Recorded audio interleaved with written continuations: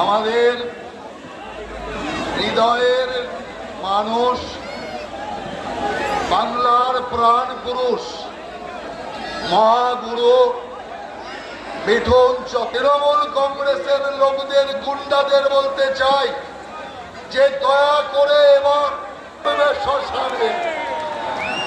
অতএব সেই কারণে পরিষ্কার আমি আপনাদের বলে দিচ্ছি, জাত গোখরোর সাথে খেলা করতে যাবেন না।